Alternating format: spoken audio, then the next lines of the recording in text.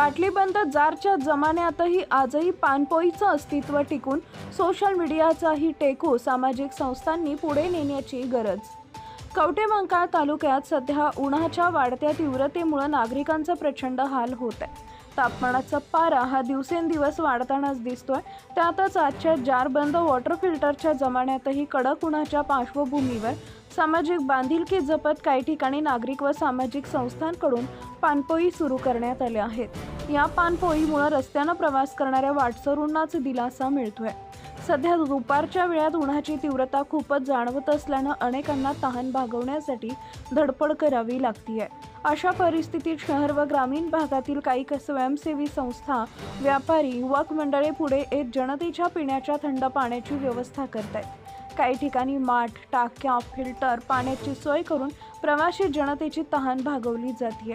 पूर्वीच्या काळात ग्रामीण भागात गावोगावी चौकात रस्त्यावर दिसणाऱ्या पानपोई सध्या अगदीच दुर्मिळ होत चालल्याचंही चित्र दिसतंय. आधुनिक जीवनशैली व धावपळीच्या काळात अशा उपक्रमांकडे अनेकदा दुर्लक्ष होत असल्याची खंत काही ज्येष्ठ नागरिकांनी व्यक्त केली आहे.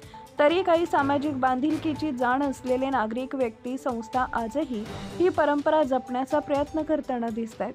कवठेमहांकाळ शहरातील तहसील ऑफिस कार्यालयात ग्रामीण भागासह तालुक्यातील लोकांची नेहमी वर्दळ असते. हे ओळखून इट्स कवठेमहांकाळ या सोशल मीडियावरील पेजच्या ग्रुपच्या मुलांनी प्रथमेश बोगार याच्या कल्पनेतून तहसील ऑफिस समोरील मुख्य रस्त्यावरील पानपोई येणाऱ्या जाणाऱ्या लोकांना थंडगार शुद्ध पाणी देत आहेत.